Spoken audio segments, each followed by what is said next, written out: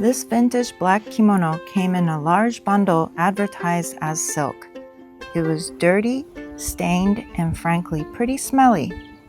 After many attempts to clean both the stains and the odor from this beautiful kimono, I started to wonder if it was even silk at all.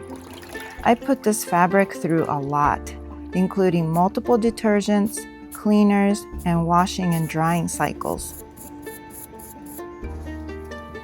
Watch me naively attempt to wash this old kimono multiple times with some very questionable approaches in this episode of Madly Kimono.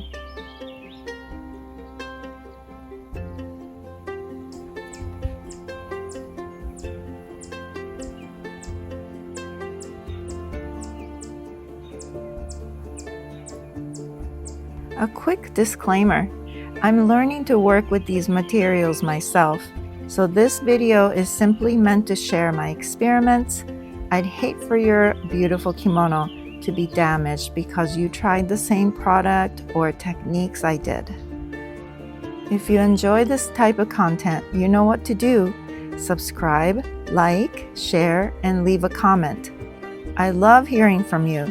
Now let's get into it, shall we?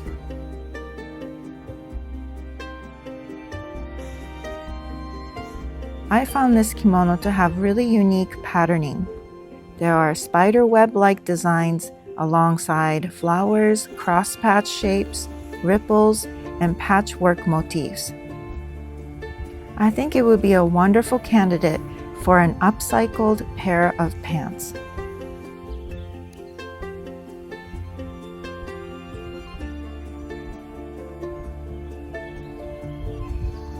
We're at my husband's family cabin, opening it up for the season.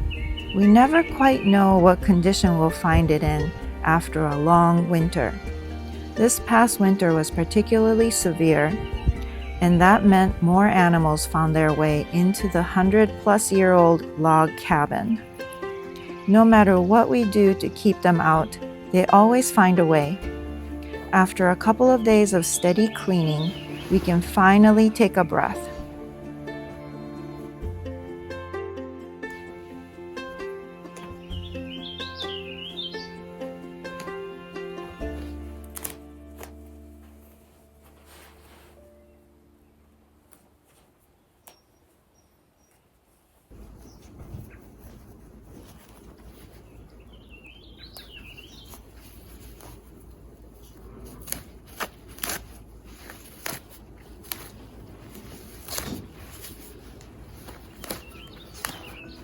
Because of its age and condition, the threads were fairly easy to break, which made ripping the seams much simpler.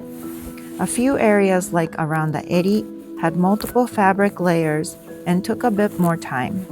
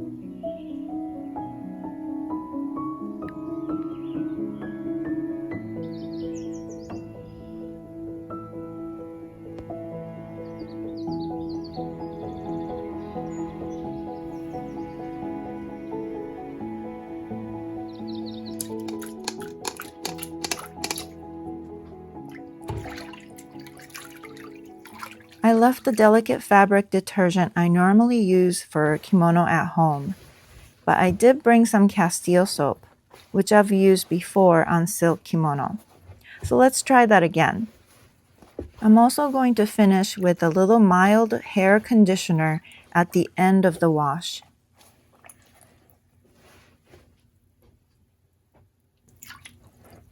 This color. Wow.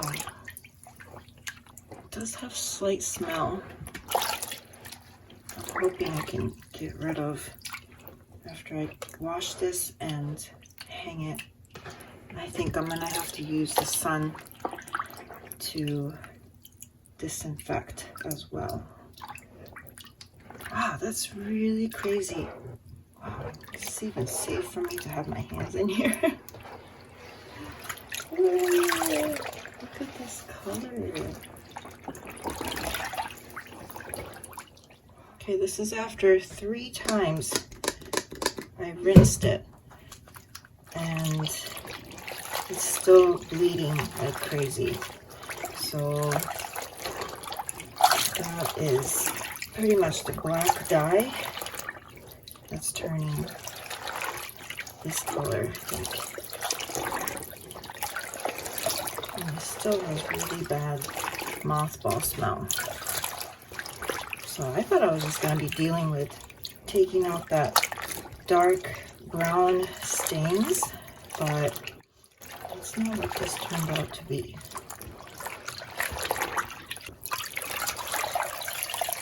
With all the intentions of keeping the layers nice and flat, but I end up always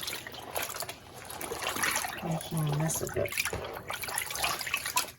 And I have a feeling that kind of brownish yellow stain's not going to come out. So I won't know until I dry it, but I'm really hoping the smell goes away.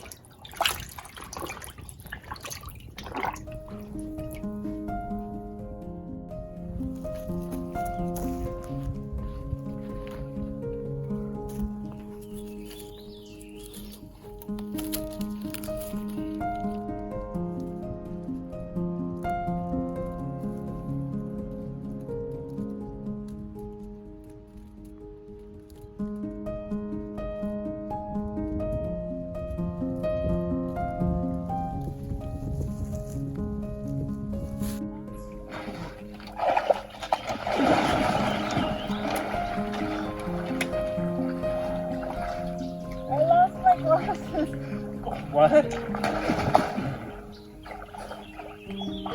You were wearing your glasses? Yeah. Oh my god.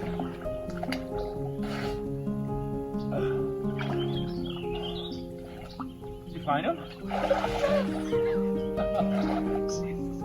We'll put them on the dock. What are you doing? Put them on the dock.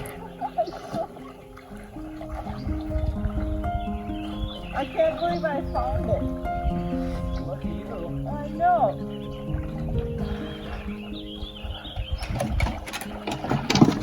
Are you coming? Come on, Taurus. Leave it, leave it. Taurus, no, that's my glasses. Come on. Taurus. Taurus, come. I can't believe I found it. You're a goof.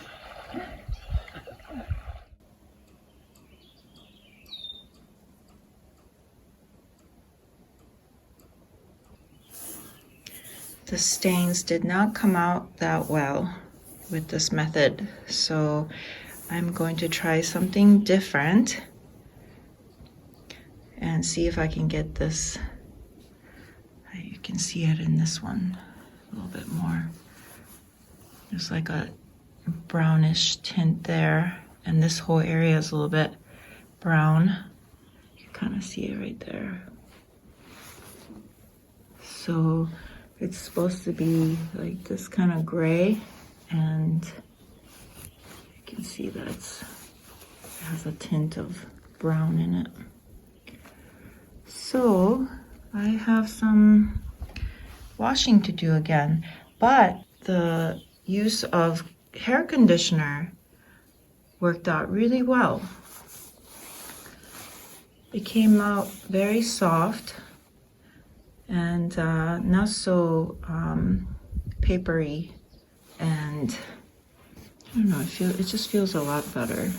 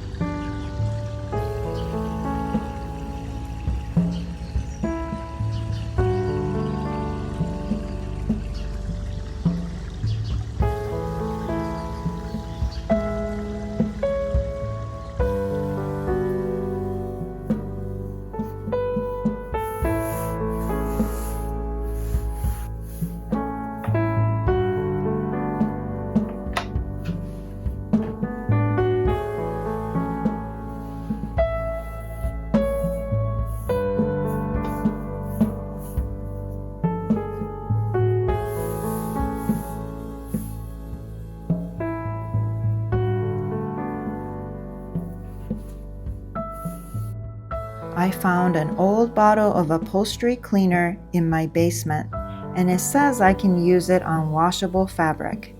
So let's give it a try. Oh, and it's not even foaming like it's supposed to. And I quickly ran out of that. So I'm trying a method I found online that combines Dawn dish soap and vinegar.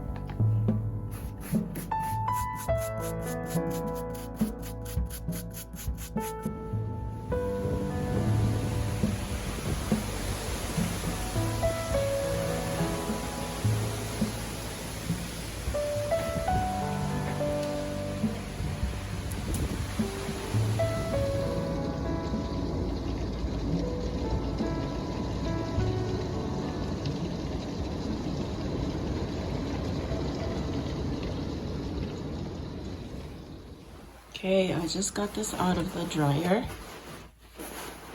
and so let's take a look and see what the verdict is. Oh yeah, this is one of my dog's toys I keep fixing for her, and this one already has a hole again, so I have to patch this up. This is one of her favorites. Let's look at this big one. I know one of these had a lot.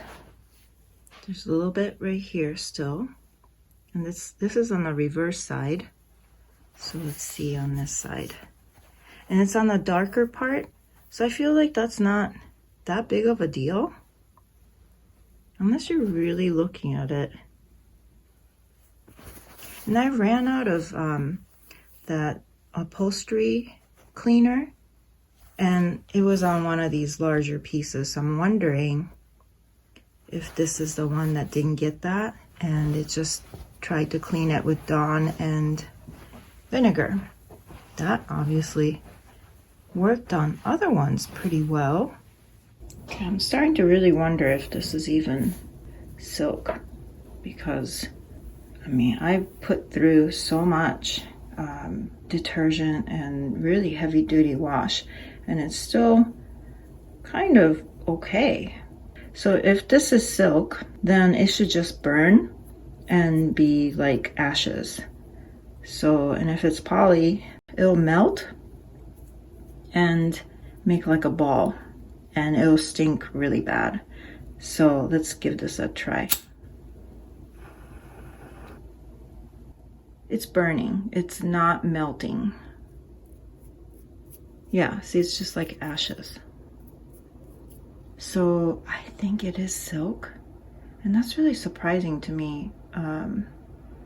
After all that wash, it's still doing okay. Okay, so I just went to the store and got this. It looks very simple to use. And this was also recommended by a viewer on this channel.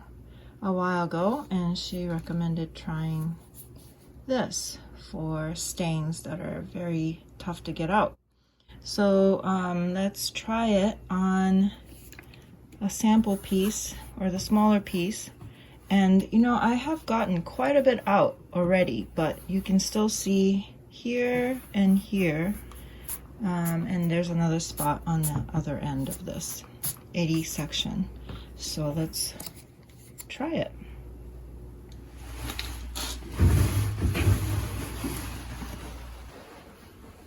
Okay, I got this out of the dryer now. And let's take a look. This is the final time I think I'm gonna wash this before I make it into something. And there's one of these long pieces that didn't need too much attention. But I washed them all at the same time anyway, just to give them equal amount of wash. Okay, so nothing here. So far, nothing on this one. Okay, so this is the 81. That's it was very dirty. So it's not bad. There's tiny bit here left. And this was kind of a problem area. That's not bad at all. You can't really tell. It's not really showing up on this side, which is the important part. Okay, this is exciting. Very exciting. Okay. Oh God, look at all this thread. Nothing. Oh, okay. Yeah, okay, a little bit. Slight discoloration happening right there and here. And it's not really showing up that much. Maybe a little here. Okay, so that's not bad. Is there a hole in there now? No? No, there's a little bit of thinness right there, but I'm not sure if I did that or I'm not sure. But look at all this thread. I'm gonna cut it right there.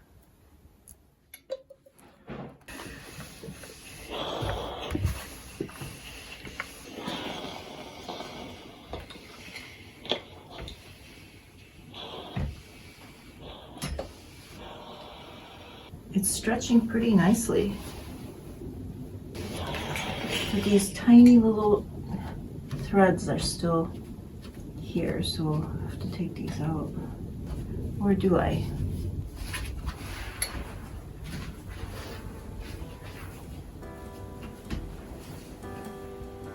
Not bad.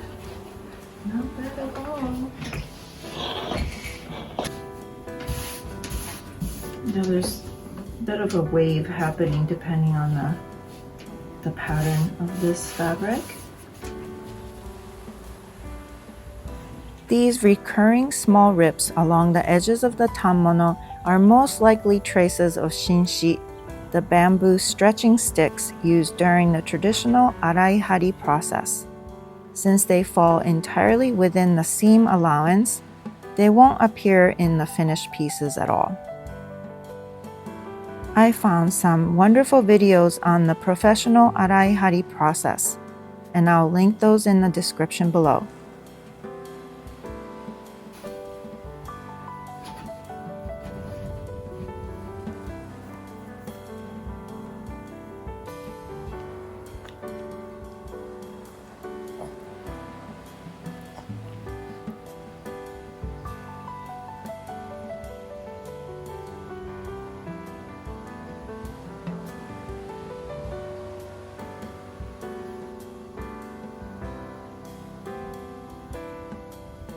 If you enjoyed my messy, experimental approach to washing this beautiful kimono, please like, subscribe, share, and leave a comment. We all want to hear what kind of projects you're working on. See you in the next video.